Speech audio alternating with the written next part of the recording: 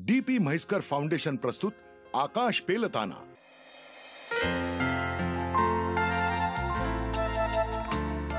तुझे ओज चातुर्य तुझी ही धडाडी, आकाश पाठीवरी झेपवेडी, मनातील स्वप्ने साकार करता तुझ्यातील स्वत्वास येते उभारी। तुझे चांदण्याचे आकाश हळवे तू पेलून धरतेस क्षितिजा सभाळी। तुझे चंद्र तारे उजळती मनाना तू सावित्री होतेस।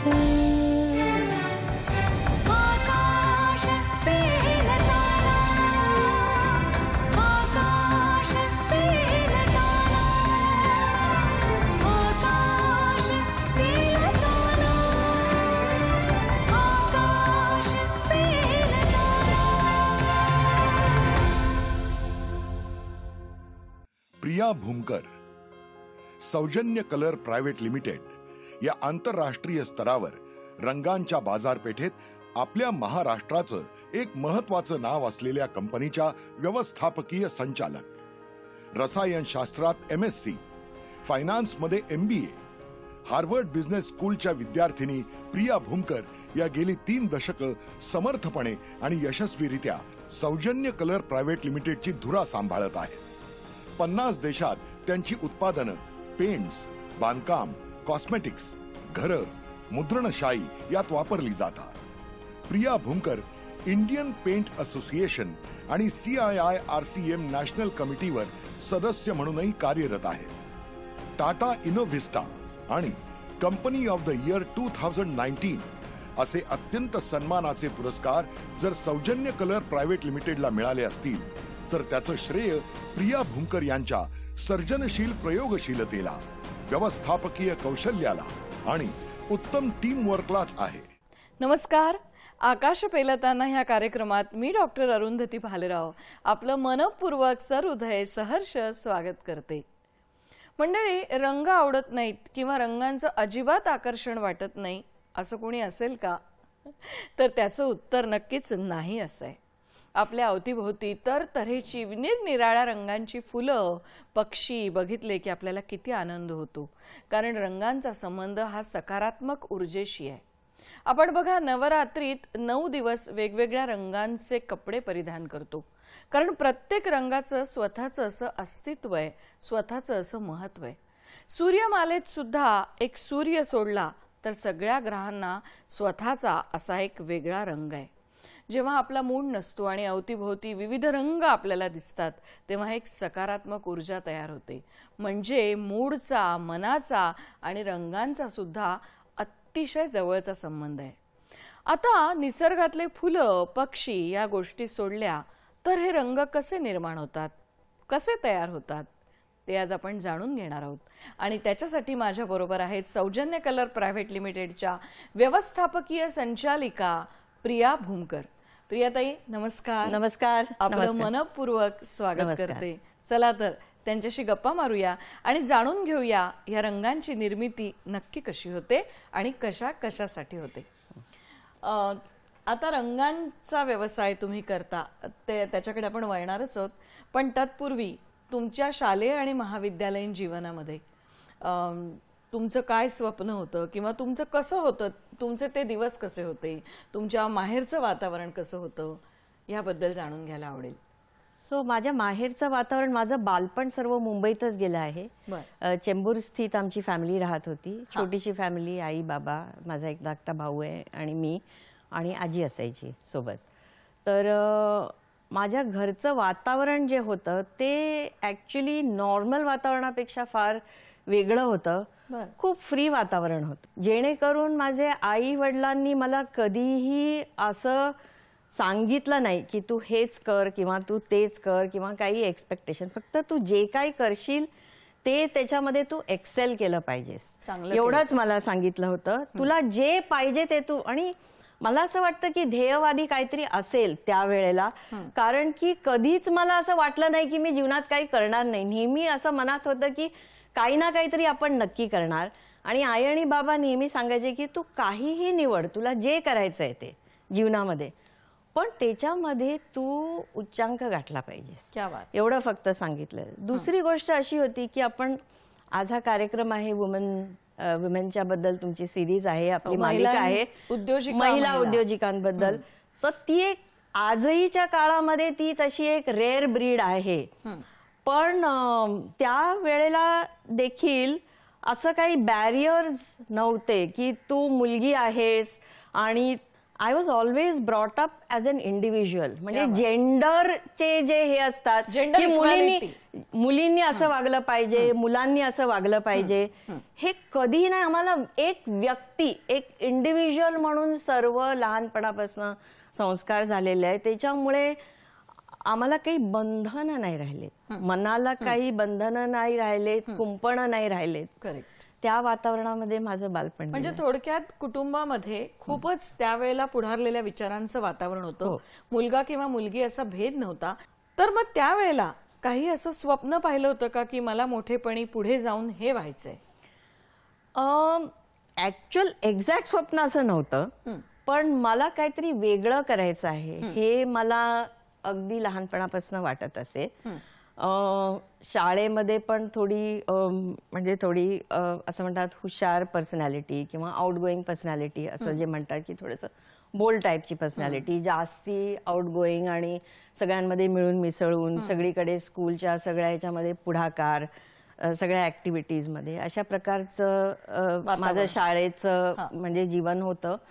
आणि फक्त मला एक माहिती होतं की सगळेजण 10वी होतात, 10वीमध्ये चांगले मार्क आपल्याला पाहिजे असतात, 10वीमध्ये चांगलं मार्क झालं की आपण 12वी होतो आणि नंतर मग डॉक्टर किंवा इंजिनियर हे दोन. आणि इतक्या वर्षांपूर्वी तर ते दोनच. म्हणजे मला वाटतं 3च गोष्टी होत्या, आर्ट, सायन्स, कॉमर्स आणि त्याच्यामध्ये डॉक्टर, इंजिनियर किंवा आणि त्याच्यामध्ये फार काही ऑप्शन्स नसायचे. पण तेव्हाही मी क्लिअरली डिक्लेअर करून टाकलं होतं माझ्या घरी की मी डॉक्टर होणार नाही आणि मी इंजिनियर होणार नाही. आला की आता मी डॉक्टरशी लग्न केलेलं आहे, पण त्यावेळेला मला असं वाटत असत की. आता प्रियाताई मला सांगा, डॉक्टरची डॉक्टरीण, साहेबाची साहेबीण असं न करता तुम्ही रंगनिर्मितीकडे कशा काय वळलात? म्हणजे रंगांच्या व्यवसायाकडे कशा काय वळलात? नाही, आता मी हे आमच्या फॅमिलीचा बिझनेस आधीपासून होता. म्हणजे जेव्हा माझं म्हणजे माहेरच्या की नाही, माहेरच्या नाही, सासरच्या माझ्या घरी ज्या वेळेला माझं इनफॅक्ट मी माझ्या लग्न व्हायच्या आधीच मी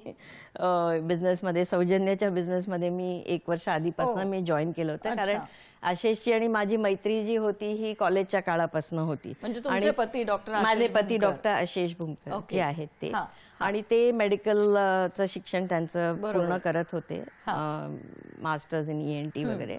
आणि मी ऑलरेडी केमिस्ट्रीमध्ये ग्रॅज्युएट झाले रुईया कॉलेजमधनं. आणि मी त्याच्यानंतर MBA केला फायनान्समध्ये. सो बिझनेसच्यासाठी साधारण बिझनेसचा माइंडसेट आणि विचार बिझनेसच्या बद्दल हा ऑलरेडी कुठेतरी रुजू झालेला होता. त्याच्यामुळे ज्या वेळेला माझं या फॅमिलीमध्ये म्हणजे जुडले मी भूमकर कुटुंबाशी, माझं लग्न झालं, त्यावेळेला माझ्या सासऱ्यांनी फाउंड केली होती ही सौजन्य एंटरप्राइजेस म्हणून. त्यावेळेला त्यांनी सुरू केलेली होती. आणि त्यावेळेला आमचं सुरू होऊन 1-2-3 वर्ष झाले होते कंपनीला. आणि आम्ही SME क्षेत्रामध्ये तशी ती कंपनी होती. आणि पेंट आणि कोटिंगशी संबंधितच तो बिझनेस होता तेव्हापासूनच, कारण माझे सासरे जे होते ते पेंट टेक्नॉलॉजिस्ट होते. DP म्हैसकर फाउंडेशन प्रस्तुत आकाश पेलताना. Lights, sound, camera, action.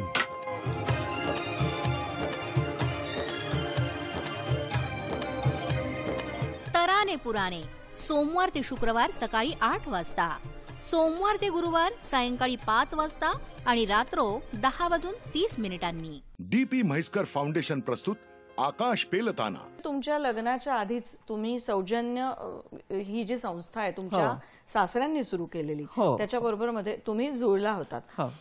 आता प्रश्न असा आहे की तेव्हा जेव्हा ते स्वतः बघत होते त्याच्यापेक्षा आणखीन पुढे जाऊन तुम्ही या रंगनिर्मितीमध्ये काय नवीन गोष्टी आणल्या? जसं जीवन नदीसारखं असतं प्रवाह तसंच असतो प्रवाह असतो. कंपनीचा देखील तसाच प्रवाह राहिलेला आहे आणि या प्रवाहात तुम्ही पुढे पुढे जात जाता. अनेक वेळेला चेंजेस जात. हो, बिझनेसचं स्वरूप पण पुष्कळ बदललेलं आहे, पुष्कळ बदललं आहे. त्यावेळेला आम्ही SME सेक्टरमध्ये होतो. रंग एक किंवा दोन वेगळ्या वेगळ्या प्रकारचे, म्हणजे युनिव्हर्सल स्टेनर्स म्हणतात त्याला, जे छोट्या बाटल्यांमध्ये रंग बनतात, तर ते आम्ही सुरुवातीचा आमचा सर्वात पहिला प्रोडक्ट तो होता. त्याच्यानंतर पुढे पुढे जसा बिझनेस वाढत गेला त्याच्यामध्ये काही ऑटोमेटेड टिंटिंग सिस्टम्स आल्यात. त्याच्यामध्ये खूप प्रिसाइज कलर आणि आजच्या काळामध्ये रंग हा जो असतो पेंटला लागणारा रंग हा मशीन मधनं टिंटिंग होतं याचं. आज जर तुम्ही शेड चूज करायचे असेल तर तुम्हाला 1000 रंगांचा फॅन्डेक तुमच्या पुढे ठेवला जातो आणि ते 1000 रंग कसे बनतात ते तुम्हाला मॅन्युअली हाताने डोज करून नाही बनवता येईल. त्याच्यासाठी सोफिस्टिकेटेड रंग असतात.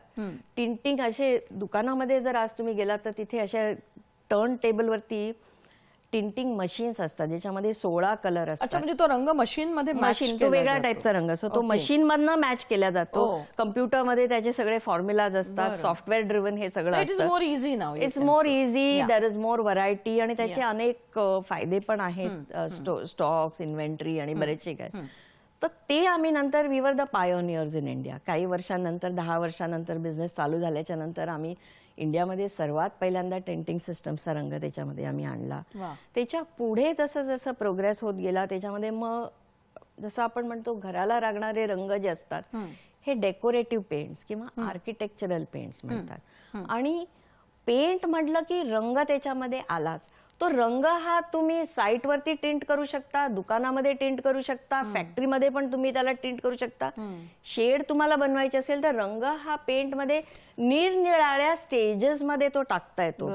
जसा जसा बिझनेसचा विस्तार आम्ही करत गेलो आम्ही बघत गेलो की कुठल्याही स्टेजला जरी रंग बनवायचा झाला एखाद्या पेंटमध्ये ते सर्व आपल्याकडे सोल्युशन्स.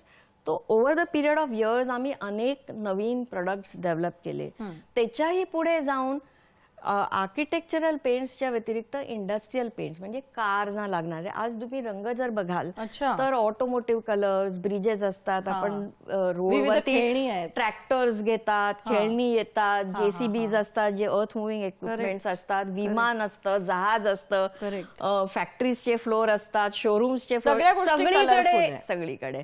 तो आमचं एक मनामध्ये हे होतं की anything which is man-made has got colour. And that really defines the scope of our business. कारण सृष्टीमध्ये एक पाणी सोडलं तर अशी एकही गोष्ट नाही. पाणी आणि वारा या दोन गोष्टी जर तुम्ही सोडल्यात तर रंग हा सर्वकडे आहे आणि जिथे रंग आहे तिथे सौजन्य कलर असेल असा आम्हाला तो स्कोप. त्याच्याही पुढे जर तुम्ही म्हणलात जसं जसं रूपांतर होत गेलं बिझनेसचं, वाढत गेला बिझनेस आणि त्याच्यानंतर आम्हाला वाटलं जवळजवळ 20-25 वर्ष झाले बरंचसं बिझनेसचं एक्सपॅन्शन झालं. त्याच्यानंतर आम्ही नवीन विजन सेट केला 2005-2006 साली की आता आपण बरेच वर्ष लोकल आणि डोमेस्टिक मार्केटमध्ये आपण रंग देत आलेलो आहोत. पण आपल्याला विजन सेट केलं की जगातली टॉप 3 कलरांच्या कंपन्यांमध्ये आपल्या कंपनीला आपल्याला न्यायचं आहे. त्याच्यासाठी मग कसं करावं हे त्याच्यासाठी जवळजवळ म्हणजे 2-3 वर्ष खूप धडपड झाली की माहिती नव्हतं एखाद्या छोट्या लोकल कंपनीला घेऊन कसं तुम्ही त्याला ग्लोबल आंतरराष्ट्रीय स्तरावर आंतरराष्ट्रीय स्तरावरती बाजारपेठ तर मिळते पण टॉप वर्ल्ड मार्केटमध्ये तुम्ही टॉपला कंपनीला बाजारपेठ तर तोपर्यंत आम्ही नेत गेलो होतो. 20-25 देशांमध्ये ऑलरेडी नाव झालं होतं. सेल्स आपले बरेच देशांमध्ये होत होते. पण टॉपला येणं आणि उत्तम दर्जाची जगातली top today we are at number 2 at a global scale. पण मग आता तुमचं सेटअप जसं डोमेस्टिक आहे तसं तो इंटरनॅशनल पण आहे, आंतरराष्ट्रीय स्तरावर पण आहे. आम्ही मॅन्युफॅक्चरिंग अजून करत नाही.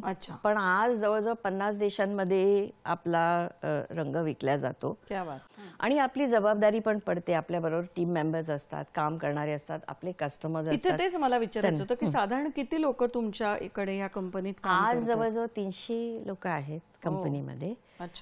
एक फ्लॅगशिप मॅन्युफॅक्चरिंग प्लांट आहे तो नवी मुंबई स्थित आहे.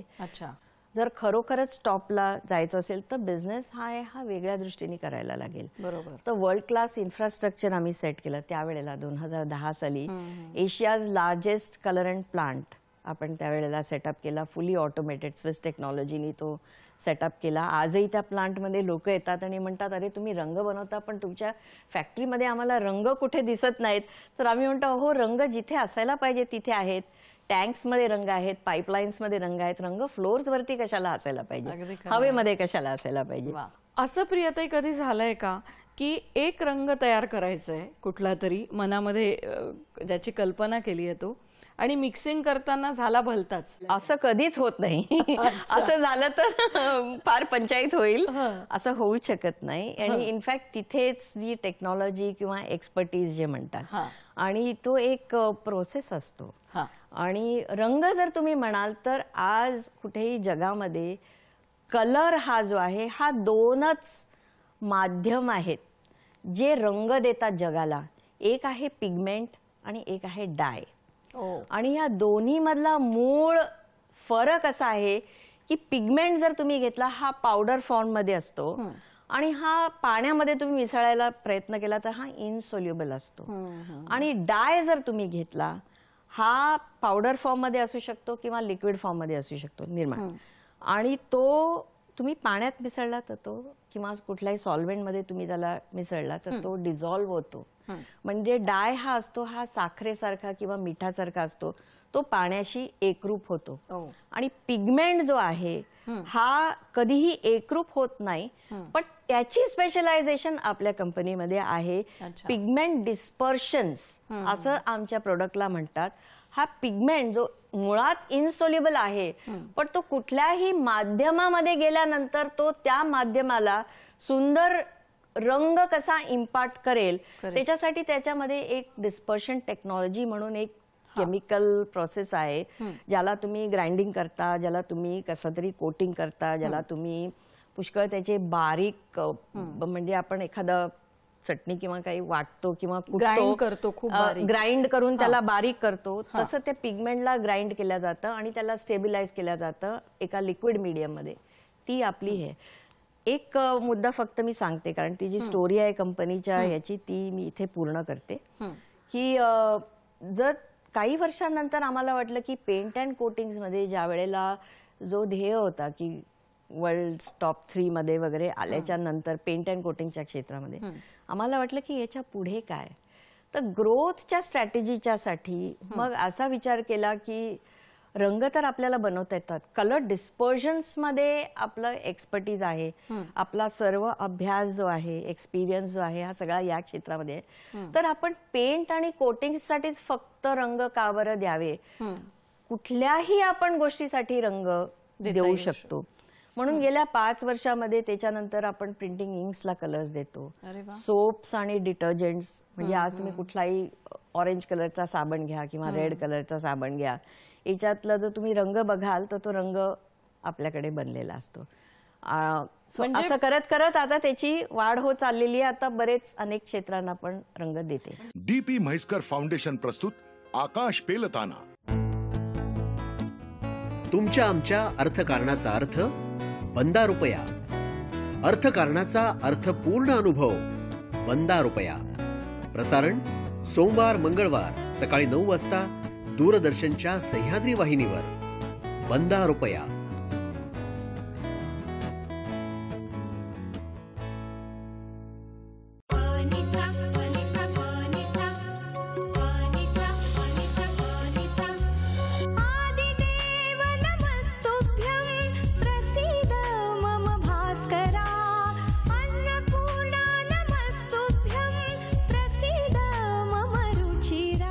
रुचिरा. प्रसारण बुधवार ते शुक्रवार सकाळी 11:30 वाजता आणि पुनःप्रसारण दुपारी 4 वाजता फक्त आपल्या सह्याद्री वाहिनीवर. डीपी म्हैसकर फाउंडेशन प्रस्तुत आकाश पेलताना. महाविद्यालयातले तरुण कदाचित ही मुलाखत जर आपले ऐकत असतील तर ह्या मुलांना जर अशा पद्धतीच्या कंपनीत काम करायचं असेल तर कुठल्या प्रकारचं एज्युकेशन शिक्षण त्यांनी घेतलं पाहिजे, कुठली डिग्री त्यांच्याकडे असली पाहिजे? ऍक्च्युली तसं म्हटलं तर ह्या बिझनेसमध्ये एक आहे टेक्नॉलॉजीची साईड आहे, ओके, आणि बाकीचे दुसरा जो भाग आहे हा बिझनेसचा साईड आहे. ओके, सो बिझनेसचे जे भाग आहे तो त्याच्यामध्ये कुठलीही नॉर्मल डिग्री चालू शकते. पण तुम्हाला जर टेक्निकल साईडला जर तुम्हाला या क्षेत्रामध्ये काम करायचं असेल तर मग तुम्हाला मात्र काही टेक्निकल केमिकल शिक्षणाची गरज आहे. म्हणजे तुम्ही आयदर केमिस्ट्रीचे ग्रॅज्युएट असायला पाहिजे किंवा MSc BSc, मग तुम्हाला लॅबमध्ये केमिस्टचा रोल वगैरे मिळू शकतो. किंवा तुम्ही जर पेंट टेक्नॉलॉजी किंवा डाईजची टेक्नॉलॉजी किंवा कुठलीही टेक्नॉलॉजीचा जर तुम्ही डिग्री घेतलेली असेल तर तुम्ही किंवा तुम्ही केमिकल इंजिनियर असाल तर मग तुम्ही मॅन्युफॅक्चरिंग किंवा टेक्नॉलॉजी साईडला तुम्ही त्याच्यामध्ये काम करू शकता. त्याच्यावरनच मला आठवतंय तुमचा मुलगा मला वाटतं जशन, जो गायक पण आहे आणि जो तुमच्या बरोबर कंपनीमध्ये काम पण करतो. वास्तविक पाहता मला वाटतं जशन परदेशात शिक्षण घेऊन आलाय. तर नवीन पिढीतला आहे तो, त्यांनी आणखीन काय वेगळे आउटपुट्स? त्यांनी बरेच नवीन विचार आणलेले आहेत. तो आहे केमिकल इंजिनियर आहे तो, आणि युनायटेड स्टेट्समध्ये युनिव्हर्सिटी ऑफ बर्कली कॅलिफोर्निया इथे फार लीडिंग युनिव्हर्सिटी आहे केमिकल्सच्यासाठी. तिथनं त्यांनी केमिकल इंजिनिअरिंग केलं. त्याच्यानंतर त्यांनी इंग्लंडमध्ये केम्ब्रिज युनिव्हर्सिटीमधनं मास्टर्स इन केमिकल इंजिनिअरिंग केलेलं आहे. 8 वर्ष झाले त्याचं शिक्षण पूर्ण होऊन. पण तो एकही दिवस थांबला नाही परदेशी, कारण त्याचं पण स्वप्न होतं त्याला पण इंडियामध्ये येऊन परत बिझनेसमध्ये जॉईन होऊन एंटरप्रेन्योर बनायचं होतं. त्याला त्याच्या आजोबांचं एक आयडल असं आहे, आजोबांचं जीवन असं त्याच्या पुढे आहे आणि आदर्श आहे, आणि त्याला आजोबांची पुढे गादी चालवायची होती म्हणून तो बिझनेसमध्ये आला.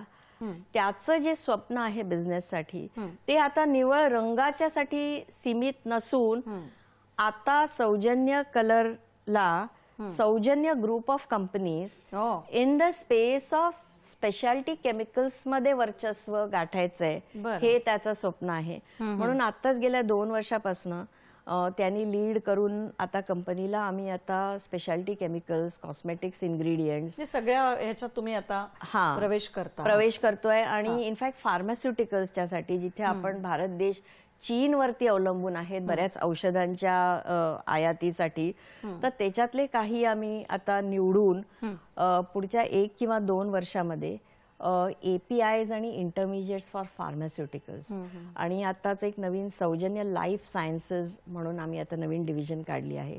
याच्या आधी एक सांगायचं राहिलं की तिसरं अजून एक क्षेत्र आम्ही केलेलं आहे की आता आम्ही कॉस्मेटिक स्पेसमध्ये देखील रंग पण देतो आणि त्याच्याबरोबर काही कॉस्मेटिक्स इन्ग्रेडियंट्स पण देतो. सो आता कलर प्लस बियॉन्ड कलर अशी स्ट्रॅटेजी जी आता कंपनीनी केलेली आहे, ज्याच्यामध्ये फक्त रंग नाही, रंग हे राहणारच आहेत कंपनीमध्ये, पण रंगांच्या व्यतिरिक्त बियॉन्ड कलर म्हणजे कलरलेस प्रोडक्ट्स, काही लिक्विड्स असतात, काही असे अनेक स्किनचे मॉइश्चरायझिंग क्रीम्स असतात. याचं पण आता आपण रिसर्च अँड डेव्हलपमेंट करून पुढच्या 1-2 वर्षात त्याचं पण मॅन्युफॅक्चरिंग वगैरे. सो हे नवीन डिरेक्शन्स आहेत कंपनीचे जिथे पुढे जाणार आहेत. आतापर्यंतच्या ह्या सगळ्या प्रवासात कोरोनाचा काळ सगळ्यात कठीण काळ तुम्हाला कंपनीच्या मॅन्युफॅक्चरिंग किंवा प्रोडक्शनच्या दृष्टीने वाटला का? नाही, ऍक्च्युली व्हेरी सरप्राइझिंगली. मला मी खरं सांगते, कोरोनाच्या काळामध्ये इतकं फ्लॉलेसली आमच्याकडे काम झालं की आम्ही जवळजवळ फक्त 3 किंवा 4 आठवडे कंपनी बंद असेल, जे अगदीच लॉकडाऊन झाला पहिल्या महिन्यात, मार्च 2020 मध्ये जो लॉकडाऊन झाला त्यावेळेला. इनफॅक्ट लॉकडाऊन व्हायच्या आधीच आम्ही कंपनी बंद केली होती, कारण आम्हाला एक अंदाज आला होता की हे थोडंसं प्रकरण आहे ते हे थोडंसं डेंजरस होत आहे. आणि आम्ही खूप सुंदर आपल्या टीम्सनी, कारण अत्यंत सुंदररित्या सौजन्याचे सगळे टीम मेंबर्स आहेत ते खूप छान प्रकारे कोलॅबोरेशननी काम करतात. तर व्हेरी वंडरफुल टीम स्पिरिट आणि अ sentiment of caring for people, या सेंटिमेंटनी त्यावेळेला जे सर्व आम्ही सेफ्टीचे प्रोसेसेस, प्रोटोकॉल्स आणि बरेचसे फॉलो केले. आणि त्यावेळेला रंग हे एसेन्शियल याच्यामध्ये, कारण सोपमध्ये रंग जातो, डिटर्जंटमध्ये रंग जातो, आणि असं तो एसेन्शियल कमॉडिटी खाली तो आला आणि तर आम्हाला फॅक्टरी चालू ठेवावी लागली आणि ती अगदी अस्खलितपणे व्यवस्थित चालली. पण चॅलेंजचं जर तुम्ही म्हणाल ना, तर चॅलेंजवरती असं आहे की जर तुम्ही चॅलेंज झाला नाहीत तर तुम्ही ग्रो होणार नाहीत. सो माझ्या दृष्टिकोनातनं चॅलेंज हे आहे, this is an opportunity for you to grow. So you want to accept challenges, you want to welcome challenges. Correct. अशा भूमीमध्ये आम्ही असतो. आणि दुसरा मोठा चॅलेंज असतो, तुम्ही ग्रोथच्यासाठी जेव्हा झेप घेता त्या वेळेला ती ग्रोथ घडवून आणणे, फायनान्सेस मॅनेज करणे, त्यावेळेला पैसे तुमच्याकडे, कारण तुम्ही इन्व्हेस्टमेंट करता त्यावेळेला, पण तेवढा पटकन तुमचा बिझनेस ग्रो होत नाही, त्याला थोडे काही वर्ष लागतात. आज तुम्ही इन्व्हेस्टमेंट केली पण तुम्हाला रिटर्न यायला त्याच्यातनं 3 इयर्स 5 इयर्स 3 ते 5 वर्ष लागू शकतात. तो जो काळ असतो तो खरा जिथे स्ट्रेस असतो थोडासा सिस्टमवरती बिझनेसमध्ये, हा थोडासा स्ट्रेसफुल काळ असतो. Apart from that, if you look at it challenge positively, it's more fun than anything. असं मला वाटतं प्रियाताईंनी हा किती सुंदर विचार मांडलाय की लोक संकटांना घाबरतात, त्या म्हणतायत संकट येऊ दे, आव्हानांना येऊ दे, चॅलेंजेसना येऊ दे. सुरेश भटांची एक फार सुंदर मला ओळ आठवली. आज मी जे गीत गातो ते उद्या गातील सारे, येऊ दे वक्षात माझ्या वादळांचे येरजारे. जीवनाकडे बघण्याचा हा सुद्धा एक सकारात्मक दृष्टिकोन आहे असं म्हणायला हरकत नाही. तुमचे विचार खरोखर खूप छान आहेत. जसे रंग खूप सुंदर असतात, त्याच्यामध्ये जसं वैविध्य असतं तसं तुमच्या विचारांचं वैविध्य आहे आणि तुमच्या विचारांना सुद्धा एक सकारात्मक रंगांची ऊर्जा आहे. मंडळी, तुम्हाला सुद्धा या वर्षात 2024 मध्ये वेगवेगळ्या रंगांसारखं आयुष्यात खूप आनंद, सकारात्मक ऊर्जा मिळू दे अशी त्या विद्यार्थ्याला प्रार्थना करते. आत्ता जरी थांबत असलो आम्ही तरी पुन्हा लवकरच भेटायला येणार आहोत आकाश पेलताना ह्या कार्यक्रमात. पण अर्थातच जाता जाता एक महत्त्वाचा मोठा सल्ला आपल्याला देण्यासाठी येत आहेत सुधाताई म्हैसकर, अध्यक्षा DP म्हैसकर फाउंडेशनच्या. धन्यवाद. नमस्कार. तुम्ही स्वतःची काळजी घेतल्याशिवाय तुमचा व्यवसाय वाढणं शक्य नाही.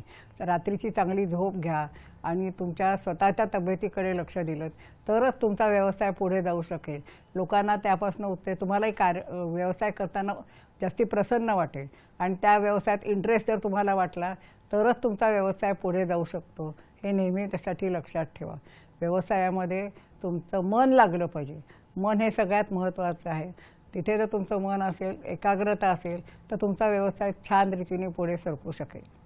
तुझे चांदण्याचे आकाश हळवे, तू पेलून धरतेस क्षितिजा सभाळी. तुझे चंद्र तारे उजळती मनाना, तू सावित्री होतीस. आकाश पेलताना, आकाश पेलताना, आकाश पेलताना, आकाश पेलताना. DP म्हैसकर फाउंडेशन प्रस्तुत आकाश पेलताना.